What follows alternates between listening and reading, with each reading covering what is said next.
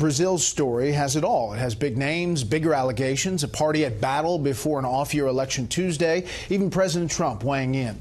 But as Fox News media analyst and host of Fox's Media Buzz, Howard Kurtz reports most of the media seem to ignore or significantly downplay that news.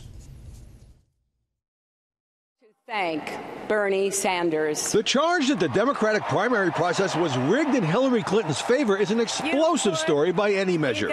But since Politico excerpted Donna Brazile's book yesterday, much of the mainstream media, which has exhaustively covered President Trump's battles with Republicans, Mr. President, I rise today to say enough, was strangely silent. There was nothing on NBC Nightly News, ABC's World News, or the CBS Evening News. Not a word in today's New York Times, even as one of the party's leading liberal voices has been highly critical.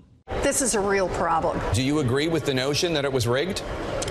Yes. See, other than interviews with Elizabeth Warren by CNN's Jake Tapper and MSNBC's Chuck Todd, it's really terrible. Those two cable news networks did very little with the story yesterday. The Washington Post ran an inside the paper piece on Democrats expressing outrage. President Trump gave news organizations another reason to jump on the story, ripping the DNC on Twitter and on Fox News.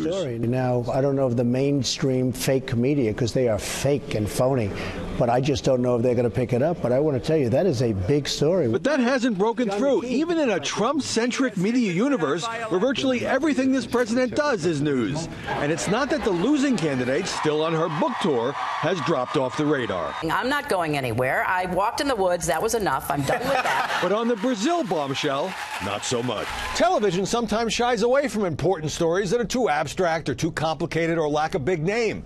But a leading Democrat saying the party unfairly gamed the system for Hillary Clinton is just fascinating, but not, apparently, to all journalists. Brett?